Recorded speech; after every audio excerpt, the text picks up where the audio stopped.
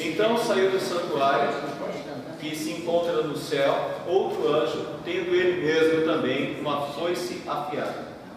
Saiu ainda do altar outro anjo, aquele que tem autoridade sobre o fogo, e falou em grande voz ao que tinha a foice afiada, dizendo: toma a tua foice afiada e ajunta os cachos da videira da terra, porquanto as suas uvas estão amadurecidas. Então o anjo passou a sua foice na terra e vitimou a videira da terra e lançou-a no grande lagar da cólera de Deus, e o lagar pisado fora da cidade, e correu sangue do lagar até aos freios dos cavalos, numa extensão de 1.600 estádios. A Ti, Senhor, toda honra e toda glória. Tu és o nosso Deus, Deus santo, Deus justo, Deus de amor para com o Teu povo, para com todos aqueles que amam a Tua palavra, a Tua verdade.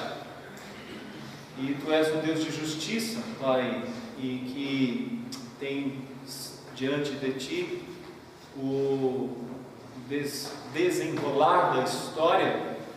Sabemos, ó Pai, que ela culminará na chamada dos Teus santos e na destruição daqueles que não obedeceram o Teu querer santo. E por isso pedimos ao Senhor que Tu venhas a nos dar forças e ânimo para continuar pregando o Teu Evangelho, que é a nossa missão nesse mundo. E faz, ó Pai, com que possamos resgatar muitos, para que eles não possam ir para o lagar, mas estejam conosco, diante da Tua presença, Te rendendo glórias, pois Tu és o nosso Deus. Nós Te pedimos e rogamos em nome do Teu Filho Jesus, que nos ensine mais um pouco nesta noite, e que abençoe o Teu povo que aqui está, e que possam ser edificados, ó Deus, por Ti mesmo. É a nossa oração, no nome do Teu Filho Jesus. Amém. Amém. Ok, nós já estudamos aí boa parte desse texto, né, na última semana. Falamos de que esses crentes serão reconhecidos por causa da perseguição que sofrerão, são chamados à perseverança, né, e guardam os mandamentos. E quase todo o livro de Apocalipse nós vamos ver que os crentes, eles serão vencedores, mas não serão vencedores com uma vitória, como a teologia da prosperidade fala. Não serão vencedores como muitas vezes nós gostaríamos tanto de ser vencedores desse mundo, porque tudo dá certo, porque nada de ruim acontece.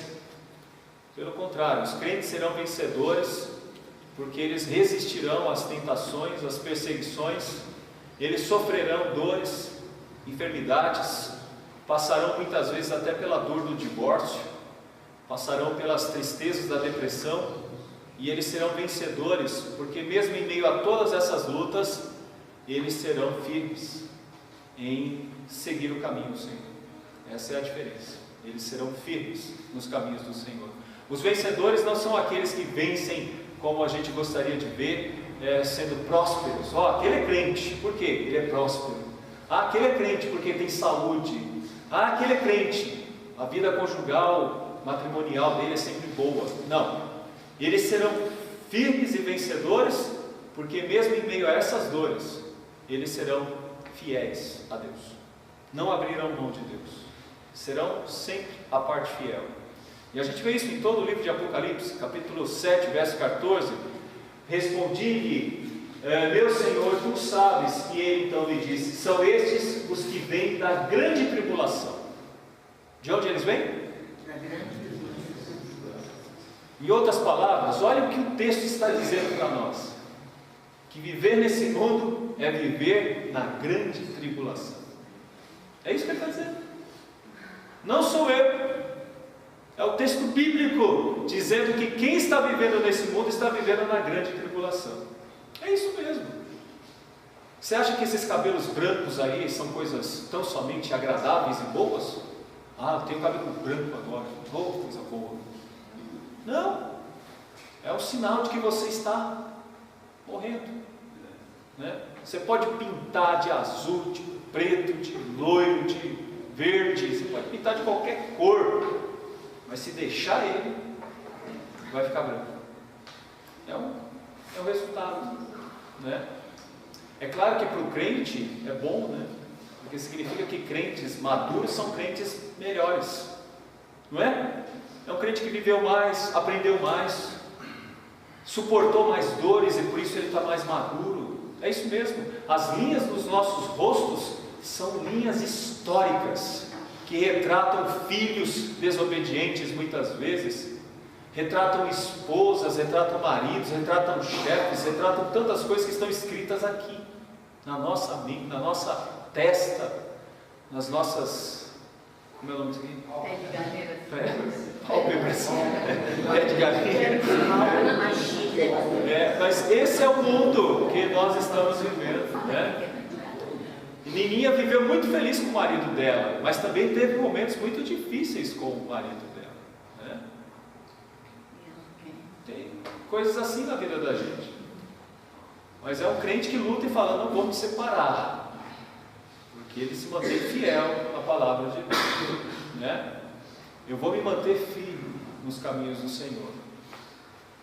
É alguém que, por causa de Cristo, sofre muito, ou por causa das suas dores, suas lutas. E também o que a gente vive agora na sociedade, né? Tanta maldade, tanta roubo, tanta coisa, a gente também é a grande tribulação mesmo. Sim. A gente fica preso em casa e os ladrões soltos na rua.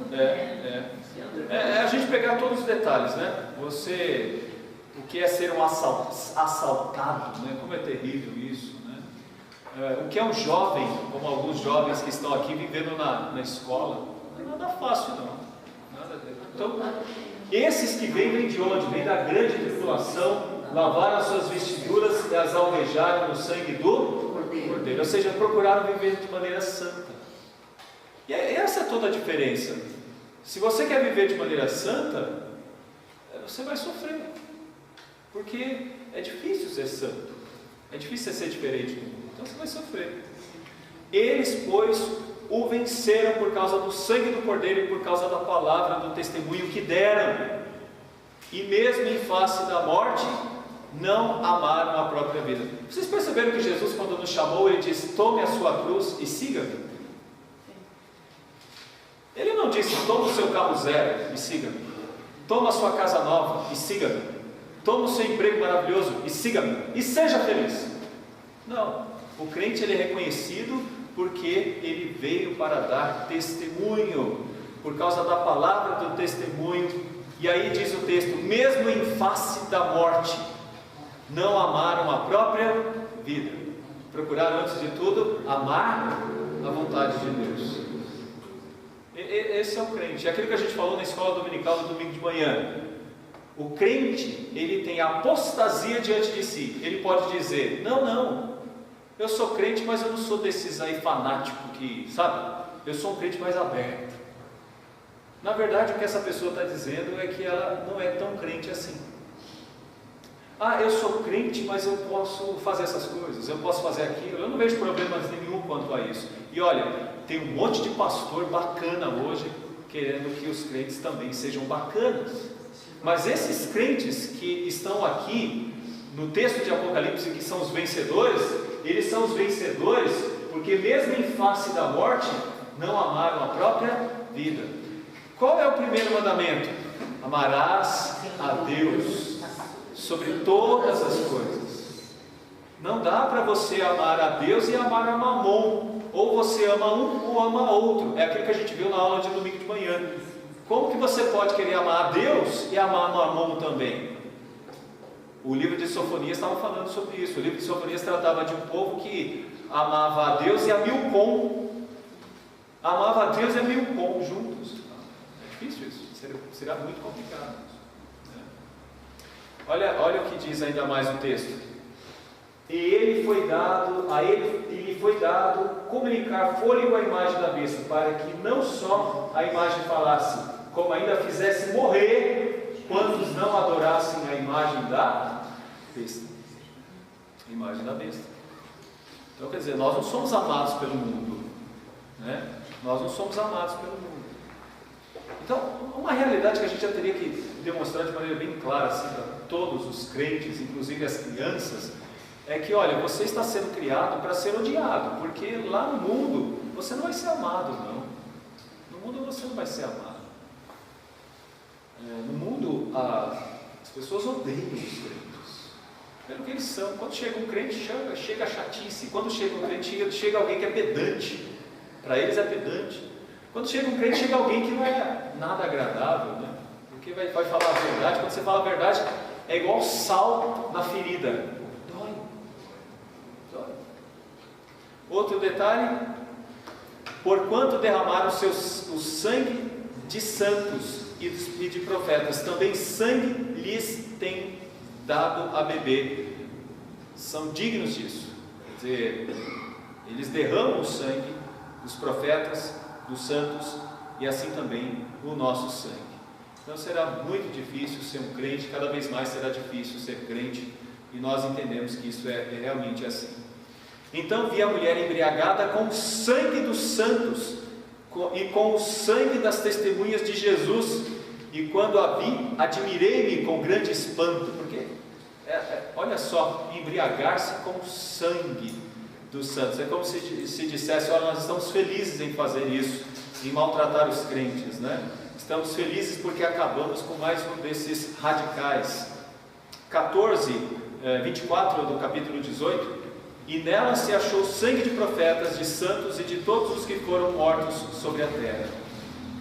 O que eu estou mostrando para vocês aqui é que todo o livro de Apocalipse, todo ele, fala que os crentes que são mais do que vencedores, ou bem-aventurados, são os crentes que, de uma certa forma, amaram mais a Deus do que a própria vida. Capítulo 20, verso 4, diz assim: e vi também tronos, e nestes sentaram-se aqueles aos quais foi dada a autoridade de julgar. Vi ainda as almas dos decapitados por causa do testemunho de Jesus, bem como por causa da palavra de Deus, tanto quantos não adoram a besta, nem tampouco a sua imagem, e não receberam a marca na fronte e na mão, e viveram e reinaram com Cristo durante 1000 anos. Esses textos me fazem entender o seguinte: que a realidade de um crente é que ele vai ser uma testemunha de Jesus onde quer que ele esteja, e ele não vai abrir mão disso, de dar um testemunho vivo sobre o Senhor Jesus Cristo. Ele pode ser tentado, mas ele vai resistir, e aí a gente vê aquele que resiste à apostasia, ele vence, né? Ele vence. E o verso 14, aí do capítulo 22: bem-aventurados ou felizes aqueles que lavam as suas vestiduras no sangue do Cordeiro, para que lhes assista o direito à árvore da vida, e entre na cidade pelas portas. Ou seja, esses que lavaram as suas roupas, as suas vestiduras no sangue do Cordeiro, vai ter o direito da árvore da vida, e eles entram na cidade pelas portas, né? Então, Jesus prometeu algo diferente. Então, convocando a multidão e juntamente os seus discípulos, disse-lhes: se alguém quer vir após mim, a si mesmo se negue, tome a sua cruz e siga-me. E siga-me. Quero falar umas coisas para vocês, vou dizer rapidamente aqui. Hoje já existe um pornô gospel.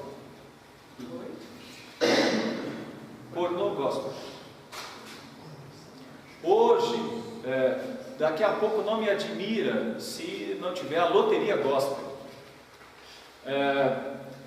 O que o mundo faz é tentar envolver a igreja com a sua sensualidade. É o próximo assunto que nós vamos ver. A Babilônia, ela envolve, Babilônia representa aqui o mundo, envolve o mundo com sua sensualidade.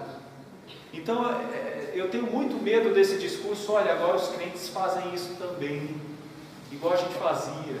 Os crentes fazem a mesma coisa que nós fazíamos. O que nós olhamos e percebemos num texto como esse é que se alguém quer vir após Cristo, deve negar-se e tomar a sua cruz e seguir. Porque se a gente falar assim, o que a gente quer, o que a gente deseja, olha, a gente desejaria um monte de coisas que, por certo, a gente diria assim: olha, isso aí é bom, mas a pergunta é: isso agrada a Deus? E essa pergunta, quando é respondida pelo crente, faz com que ele diz: não vou fazer, eu não vou falar, eu não vou viver isso, eu não vou querer isso, eu não quero isso para mim, eu não quero essas coisas, não quero essas coisas.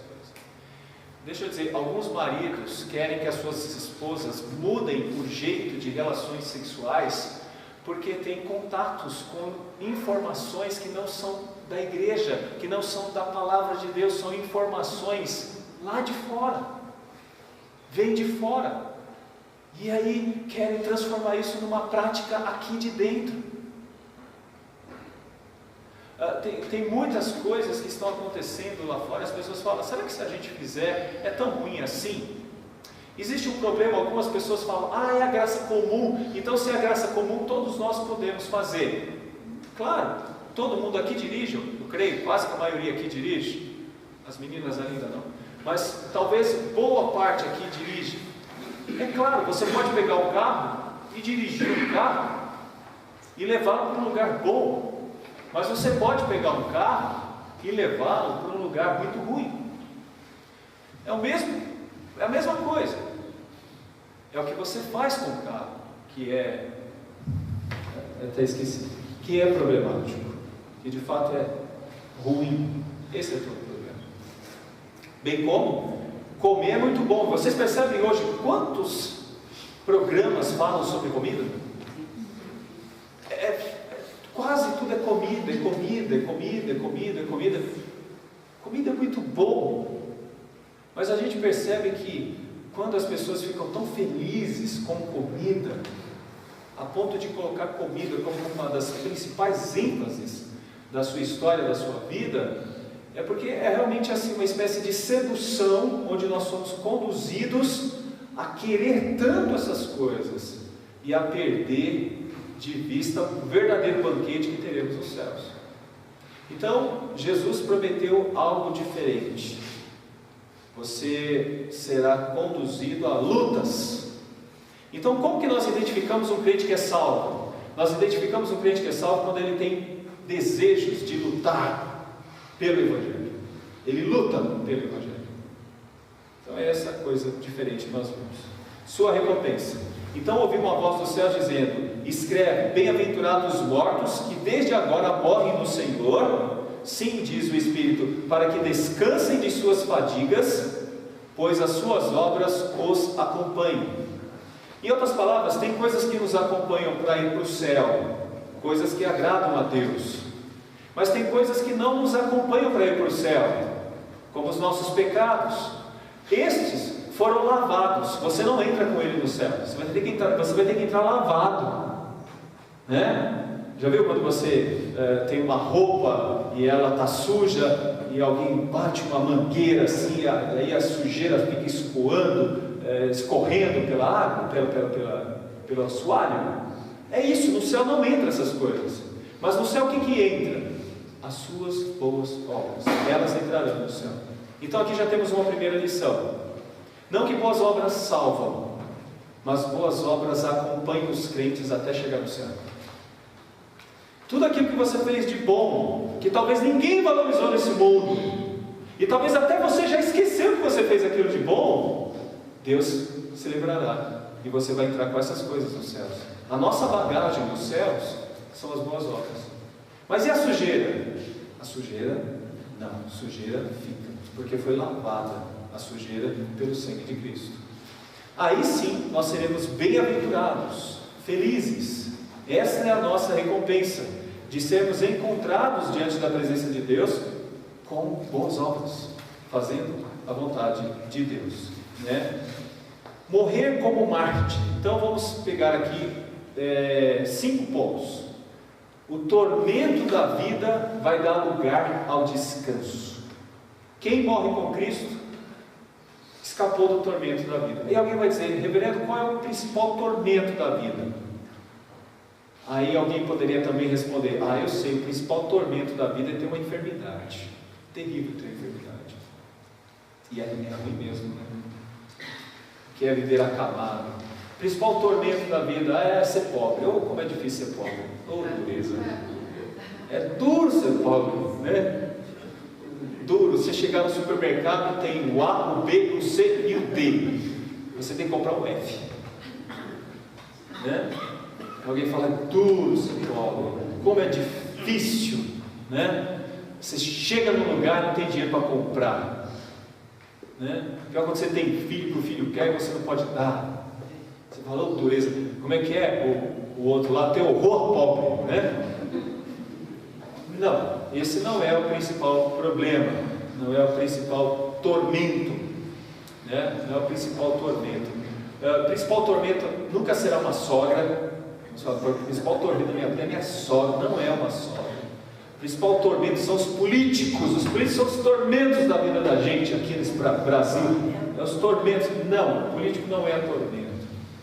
Também é, né? Ou outros são também, né? As outras coisas que eu apontei também são. Mas sabe o que é o principal tormento? O principal tormento não é falta de dinheiro. O principal tormento não são políticos. O principal tormento não são parentes. O principal tormento é o pecado. Porque a coisa que mais entristece a gente é poder dizer assim, puxa vida, eu fiz algo que desagradou, meu Deus, e a razão da minha vida é viver para Deus, e hoje eu errei. Essa é a principal. E aí que você vê um crente ou não crente. O crente, ele pensa assim, ele fala, que coisa horrível que eu fiz. Eu estou triste por ter magoado meu Deus. É um relacionamento de amor. E é terrível quando a gente magoa alguém que a gente ama. A gente se sente muito abatido quando a gente magoa alguém que a gente ama.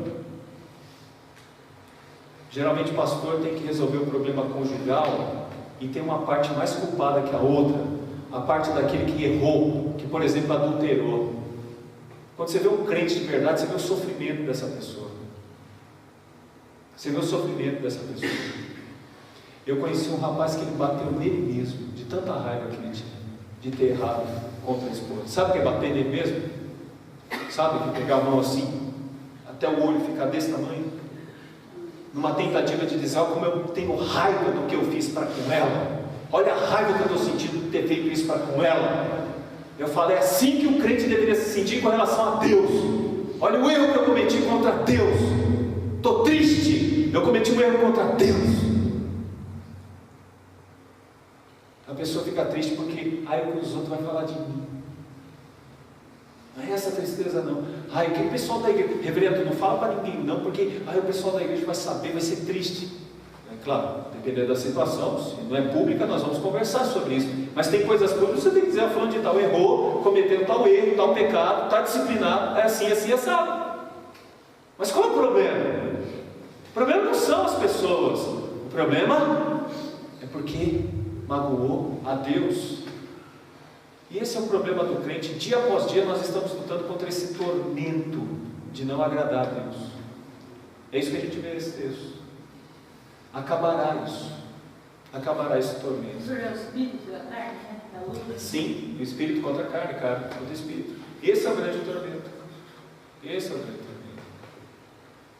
É pensar que pessoas estão trocando a eternidade por coisas tão passageiras. Outro ponto importante: quem morre como Marte termina esse tormento, mas ele também tem um descanso eterno.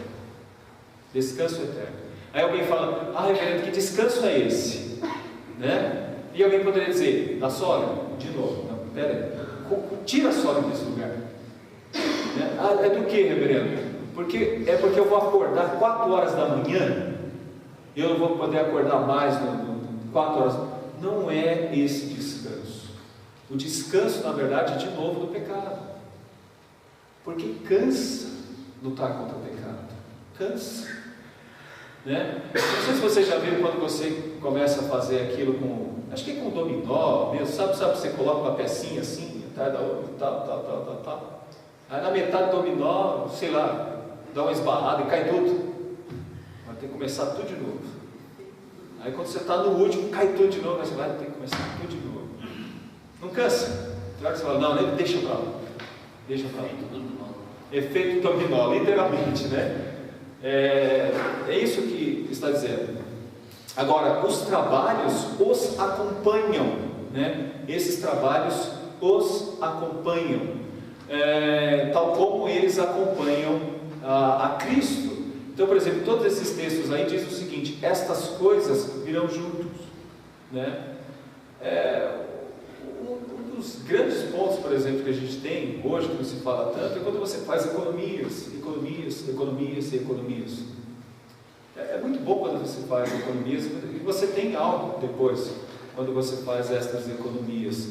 E eu não me esqueço, não canso de falar do exemplo de uma senhora, mãe de uma irmã nossa aqui, que ela já estava com muita idade, 90 e tralalá, e aí teve de fazer uma cirurgia, e a família estava toda preocupada, porque seria caríssima aquela cirurgia, estava todo mundo tenso e tal, e tentando esconder a atenção dessa senhora, uma irmã nossa, e aí ela falou: por que vocês estão tão agitados?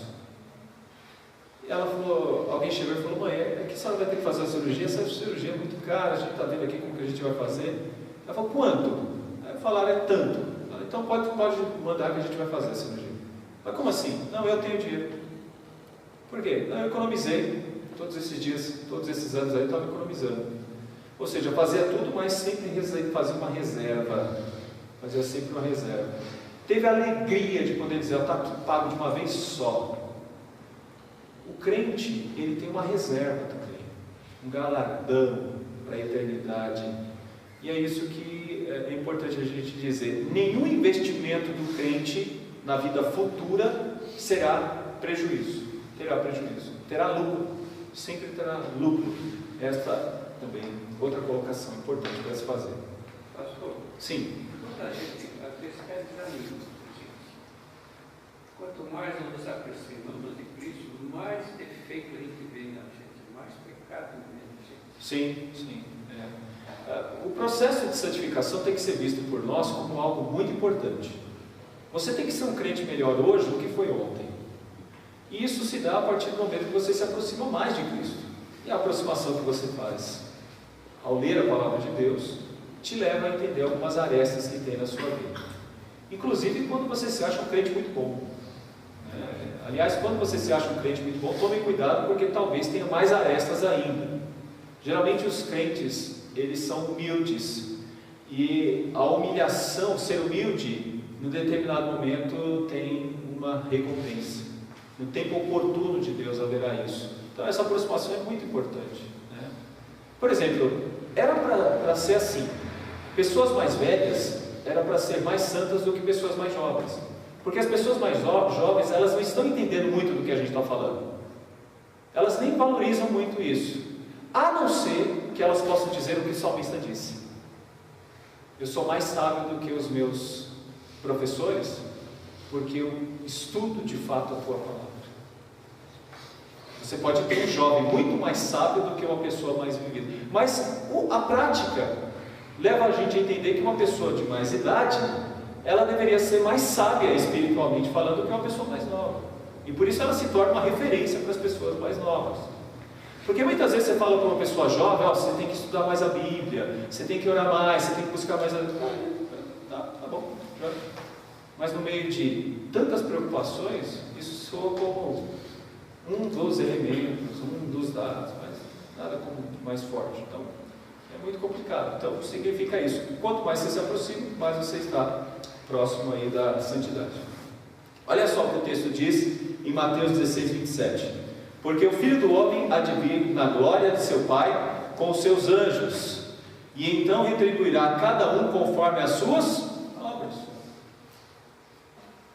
Isso é muito importante para você, porque você muitas vezes vai fazer algo e ninguém vai passar a mão na sua cabeça e dizer: como foi bom o que você fez. Ninguém vai chegar para você e vai dizer assim: como foi ótimo. Mas deixa eu só pegar aqui algumas coisas que muitas vezes a gente pensa que isso é igreja, né? É igreja. Por exemplo, você teve a oportunidade de pecar, você lutou contra aquilo, ninguém viu, ninguém percebeu. Você lutou contra aquilo. É esse tipo de coisa que vai te acompanhar para a eternidade. É esse tipo de coisa que entra nos céus. Porque muitas vezes aquelas obras que nós temos são como aquelas do fariseu. A pessoa faz para que o outro note. E aí Jesus vai dizer: estes já receberam a sua recompensa. Estes já receberam a sua recompensa. O que sua mão direita faz, não veja a esquerda. Quando você for orar, entra na tua casa e em secreto, ora ali, e Deus que está, né, na sua glória, vê a sua oração. Então, a maioria das coisas que a gente faz em secreto para a glória de Deus, são aquelas obras que nos acompanham. São aquelas que nos acompanham. Os ímpios terão sua retribuição.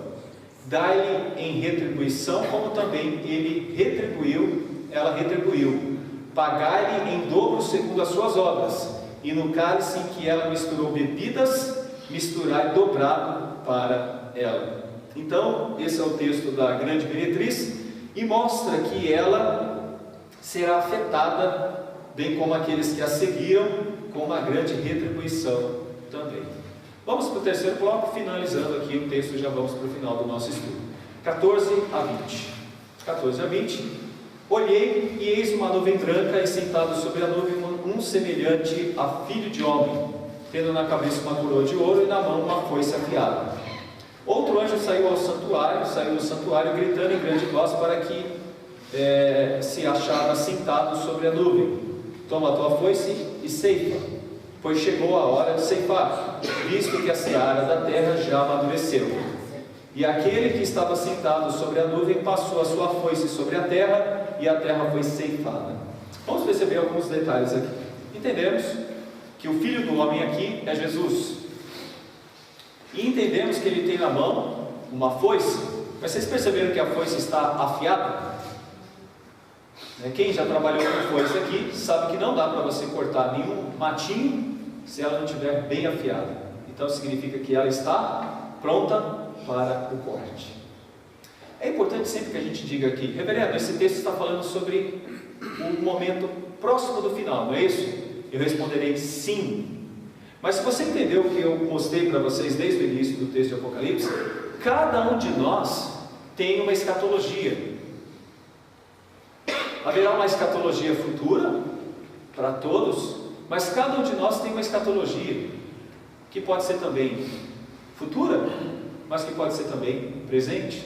Ou seja, a ceifa atinge a todos. Essa ceifa atinge a todos. Então a foice de Cristo já está bem afiada para fazer a ceifa. Está bem afiada. Pode acontecer com você a qualquer momento. Você não escolhe isso. É Deus quem escolhe. É Deus que determina o dia que você vai morrer, ou seja, o dia que você vai ser ceifado. Eu posso pegar alguns nomes aqui, né? Quem tantas vezes não viu aqui nosso irmão Miguel, que era um dos primeiros a sentar aqui, não é? Onde ele está hoje?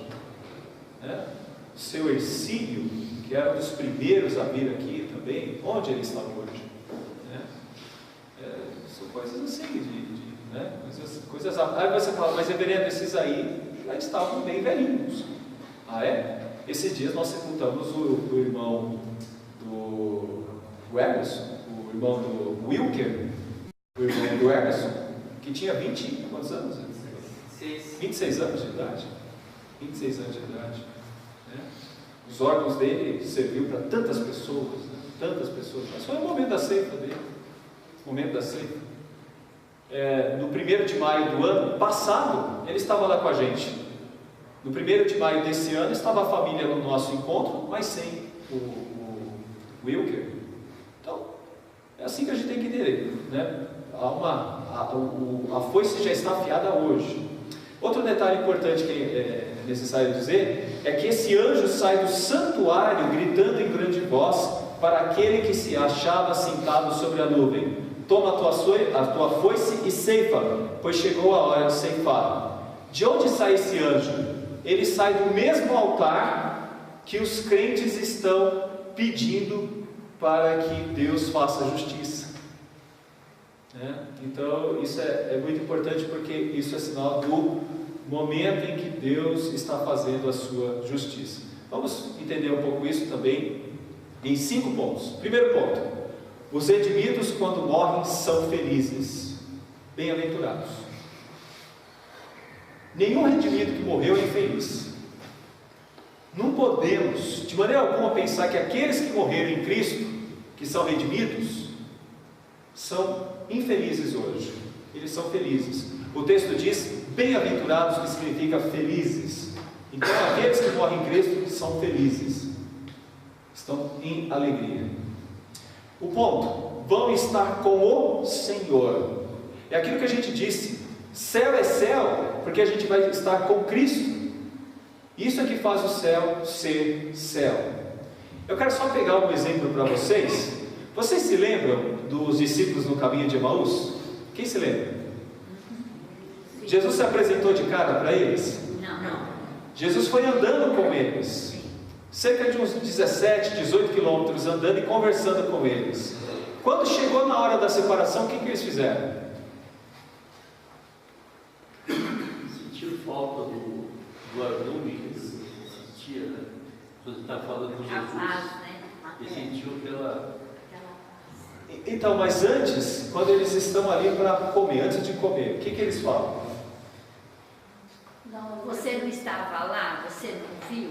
Eles indagaram a Jesus se Jesus não tinha visto o que tinha acontecido. Isso, mas depois, eles não reconheceram. quando eles chegaram na cidade, quando eles chegaram perto da casa dos meninos, o que eles falaram? Os discípulos, o que os discípulos falaram?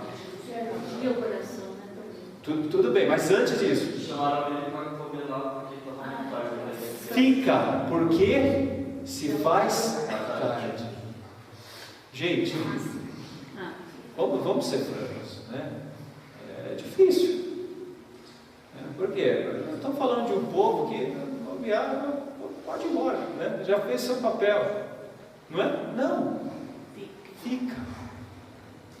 A alegria daqueles meninos era ter Jesus com eles do lado.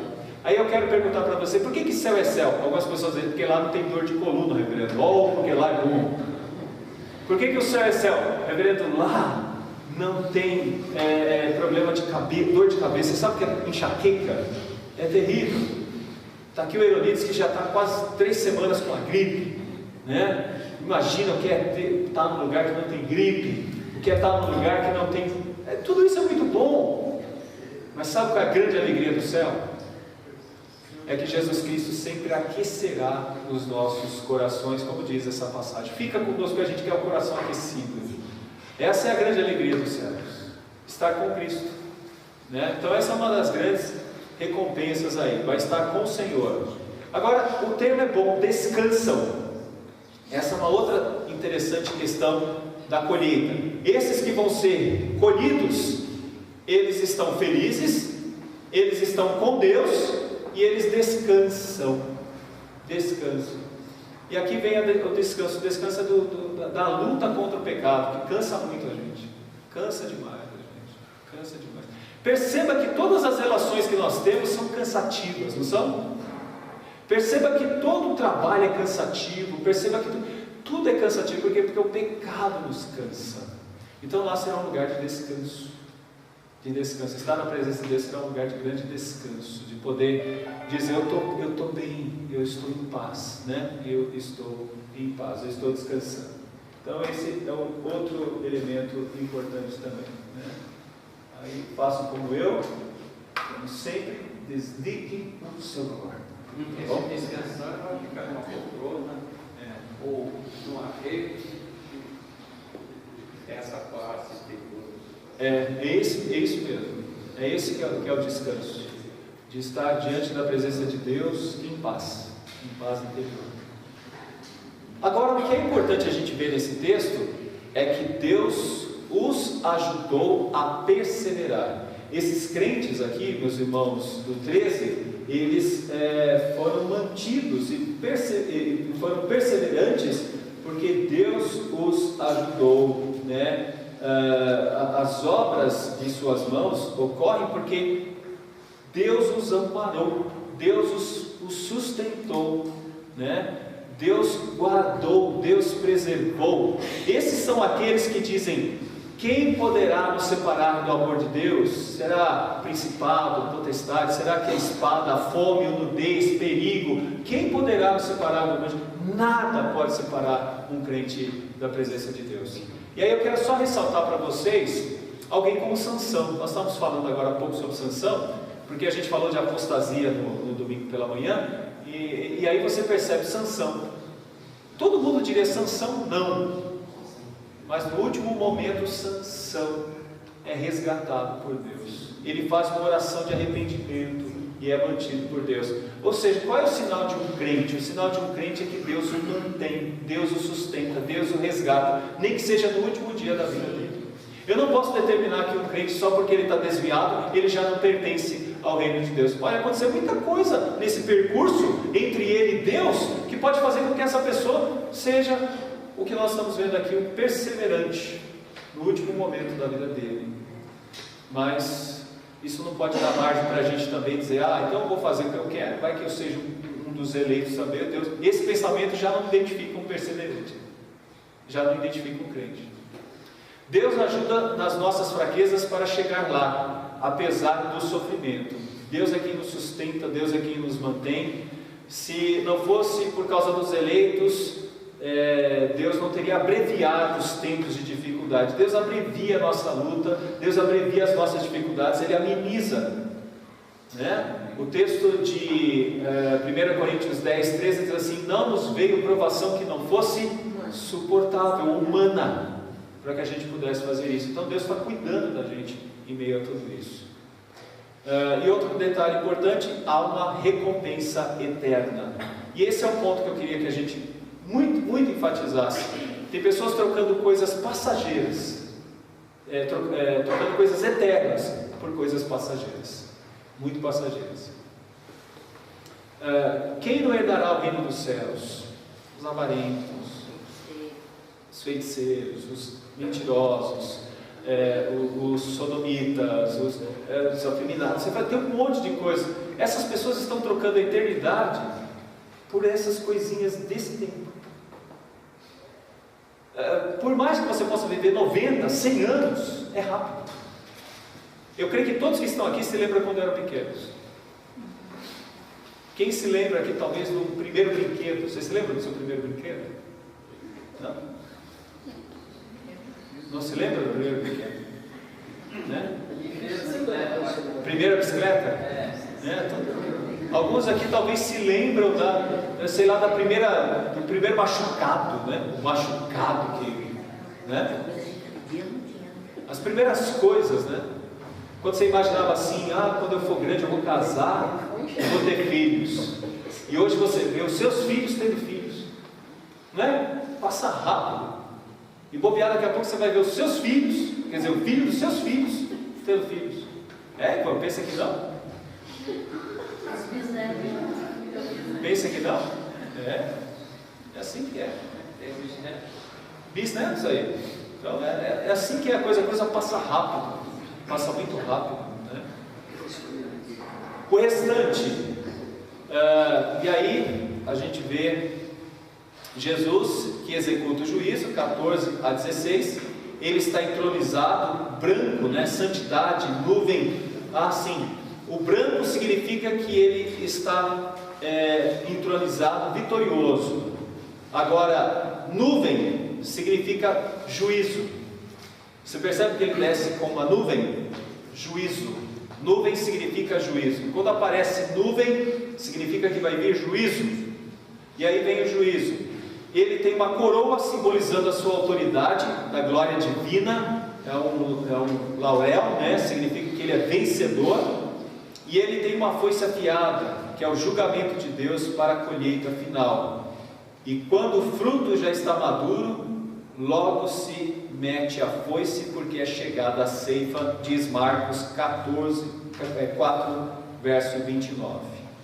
E então saiu do seu santuário, do céu, outro anjo, tendo ele mesmo também uma foice afiada, saiu ainda do altar outro anjo, aquele que tem autoridade sobre o fogo, e falou em grande voz ao que tinha a foice afiada, dizendo: toma a tua foice afiada, ajunta os cachos da videira da terra, porquanto as suas uvas estão amadurecidas.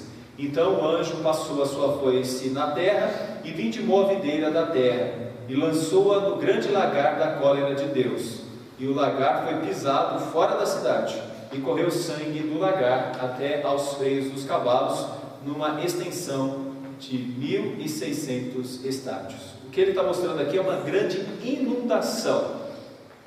Freio de cavalo era mais ou menos 1,20 m, assim. Ou seja, de toda uma extensão que pega a Palestina toda, é como se ela estivesse cheia de sangue, de uma ponta até a outra. O que a gente vê também aqui? Os crentes são trigo ceifado, os incrédulos são as uvas que já estão maduras para a destruição. O anjo que sai, ele sai do altar onde tem as orações. Significa que os crentes estão orando para a vinda de Cristo. Os crentes lá nos céus estão assim, falando para que Cristo volte, e os crentes aqui na terra estão fazendo a mesma coisa: Cristo volte, Cristo volte, Cristo volte. Sabe o que significa? Que o crente tem uma oração. E isso é muito bom, porque o crente tem uma agenda, né? E ele tem que dizer isso sempre. Eu gosto de dizer isso: se Cristo não voltar antes, a gente vai. Se Cristo não voltar daqui a pouco, a gente vai. Porque Cristo pode voltar antes, a qualquer momento. Então nós temos uma agenda que não é a nossa agenda, mas é a agenda de Deus. Então, antes de falar da minha agenda, você tem que falar da agenda de Deus. Se Cristo não voltar antes, se Cristo não voltar antes, pela graça de Deus eu vou lá. Mas Cristo vai voltar, pode voltar antes. Então nós temos essa agenda. O lagar é mais ou menos isso aqui, ó. Isso aqui é o lagar. Está vendo as uvas aqui? Isso tudo aqui, ó, é um lagar, é uma pedra. E o que está caindo aqui é o suco de uva. É as uvas esmagadas que estão escorrendo aqui e está caindo aqui. Então o lagar foi pisado. Ceifa dos grãos, os crentes. Ceifa das uvas, os pecadores. A ira de Deus será sobre eles, porque é a retribuição dos pecados cometidos. Então, é toda a destruição que vai vir para com os crentes. Aqui a gente tem que falar outras coisas também. O crente não pode omitir na sua pregação que haverá inferno. O crente não pode omitir na sua pregação que haverá destruição. Haverá o fim de todas as coisas. O crente não pode omitir isso. O evangelho que não fala da destruição não é o evangelho pleno. O evangelho pleno é aquele que fala da destruição. E virá isso também. Deus é amor, Deus é justiça. Haverá um fim. Algumas pessoas não gostam de Apocalipse porque Apocalipse deixa isso bem claro. E é duro quando a gente ouve sobre essas coisas, né? Por exemplo, se a gente vê alguém que vive para beber, embriagado, sem se arrepender, ele participará do lagar. Se a gente ouve alguém que vive na mentira, ele também participará do lagar. Então não adianta dizer assim: ah, meu pai era crente, ah, minha mãe era crente. Ninguém vai chegar nos céus porque o pai ou a mãe era. São as obras que acompanham os crentes, bem como as obras acompanham quem vai para o inferno. Não existe um meio termo assim do tipo: ah, minha mãe orou tanto por mim, então agora eu posso me livrar um pouco disso. Não, a responsabilidade é pessoal, cada um responde por si, e cada um chegará nessa situação triste. Sim. Só uma dúvida que eu tenho sobre o inferno, porque algumas linhas de teologia pregam o inferno como sendo outro mundo onde você vai viver a eternidade sofrendo.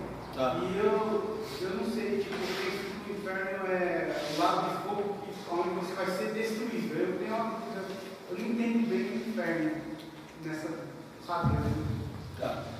Primeiro que é um lugar, realmente é um lugar, é onde se está.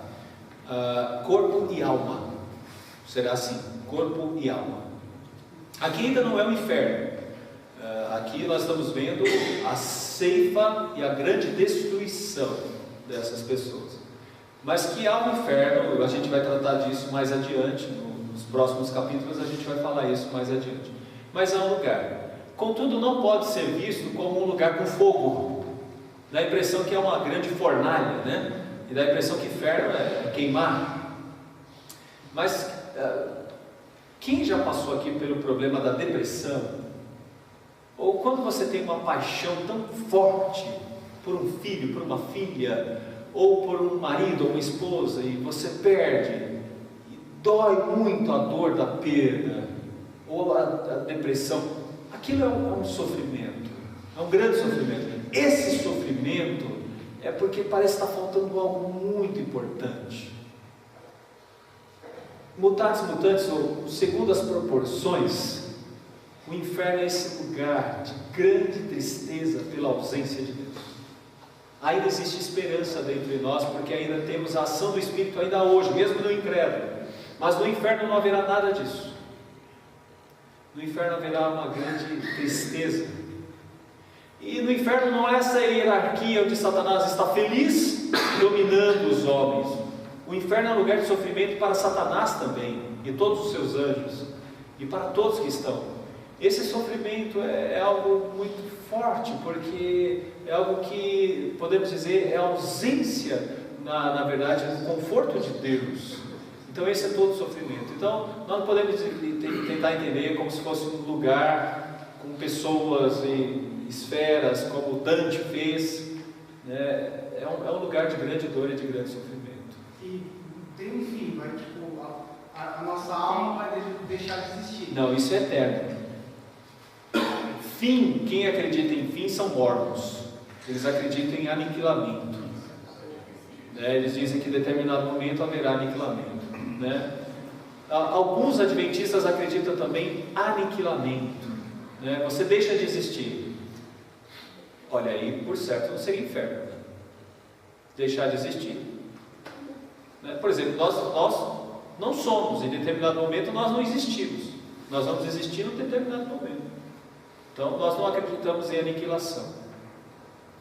E nós não acreditamos em universalismo, que significa que no último dia Deus vai dizer: olha, está vendo? Isso aí é o que estava reservado para vocês, mas eu sou muito bom, vocês vão entrar.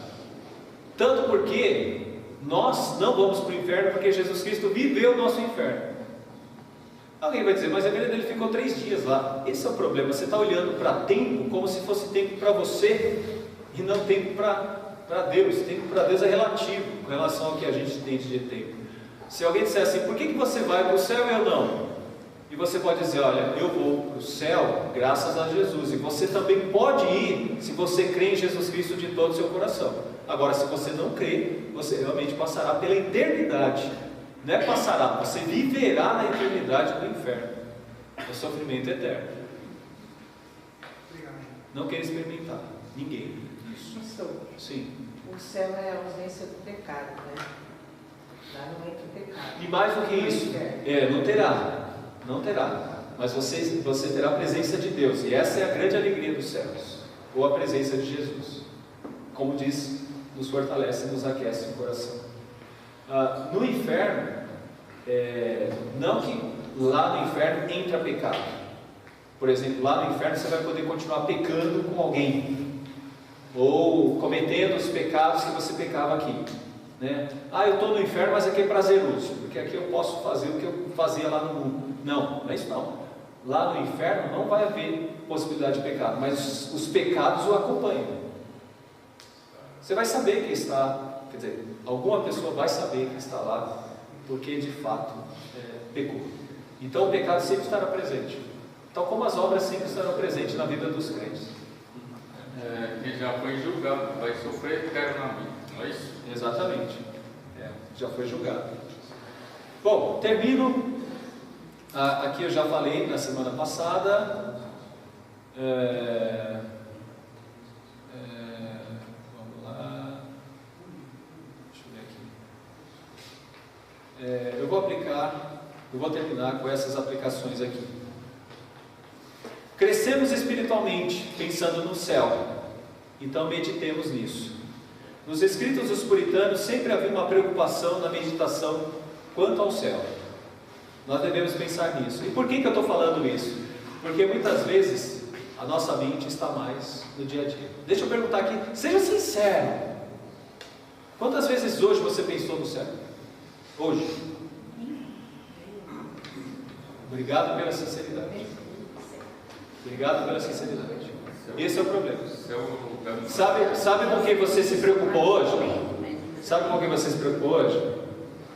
Com comida, com roupa, com sexo, com prazeres, com dinheiro, com as suas dívidas. Você colocou tudo isso, e tudo isso está na ênfase da sua agenda. Os puritanos nos ensinaram que uma das coisas que deveriam fazer ênfase na parte da vida da gente era os céus. Nós devemos meditar mais sobre ele, estar nele, conviver nele, ir para ele. Nós devemos pensar nisso. Uma coisa que o texto nos leva a pensar devemos nos apaixonar pelo mundo por vir.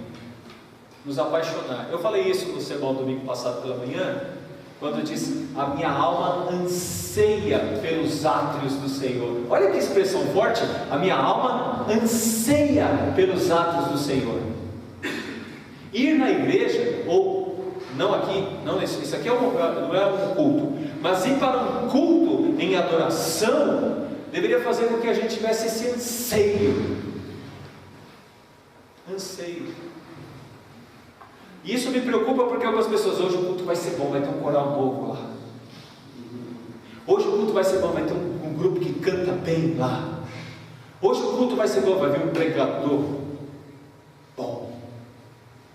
Culto ou adoração deve ser a nossa expressão pelo anseio da presença de Deus, e não porque nós vamos fazer determinadas coisas num culto. Pode perceber, algumas pessoas não têm motivações de vir numa reunião como essa, porque elas queriam outro tipo de motivação. Uma coisa mais agitada, uma coisa que tivesse isso, que tivesse aquilo. Por isso que a gente fica muito suspeito, é suspeito a gente pensar em alguém que, para servir a Deus, precisa de uma motivação. O que deveria nos motivar a desejar mais os céus? A gente deveria estar apaixonado por Deus. Sabe por quê? Nós somos a noiva e não vê a hora de ver o noivo. Numa linguagem poética, não é isso? Se alguma dessas meninas está apaixonada por alguém, a mãe está ali de olho. Se alguma dessas meninas está apaixonada por alguém, ir para a escola, ir na escola é diferente. Você não vê a menina ir para a escola, tem que ir para a escola, né? A minha filha agora está com essa história, veio para a escola, parece que tem trava, né?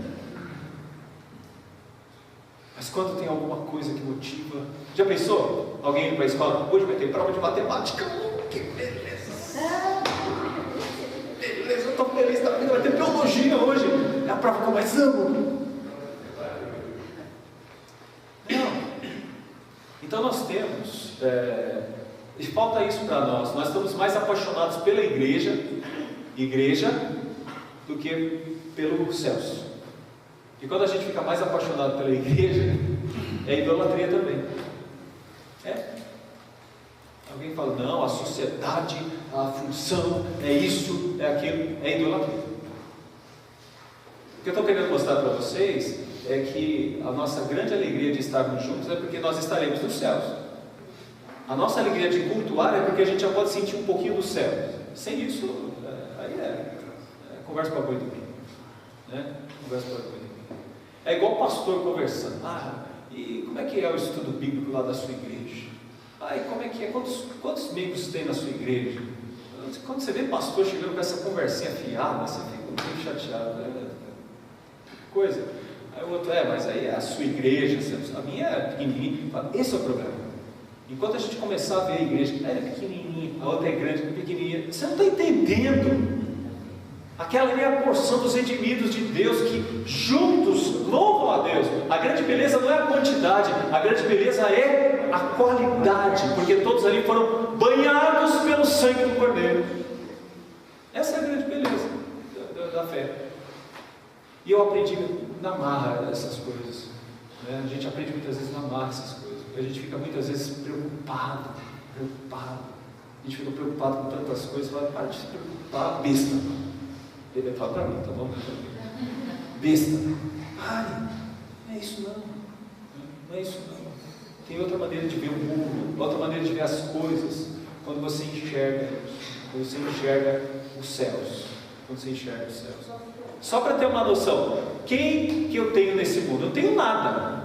Alguém vai dizer, logo você tem uma esposa maravilhosa. Ela não é minha, ela é de Deus. Você tem duas filhas, elas não são minhas, são de Deus. Você conseguiu pagar a casa, né? No ano passado eu consegui pagar minha casa, depois de tantos anos pagando, consegui pagar. Por que é isso? De Deus. Quem eu tenho nos céus? Aí sim, lá eu tenho Deus. Isso aqui eu não tenho nada. Sim, meu irmão, pode falar.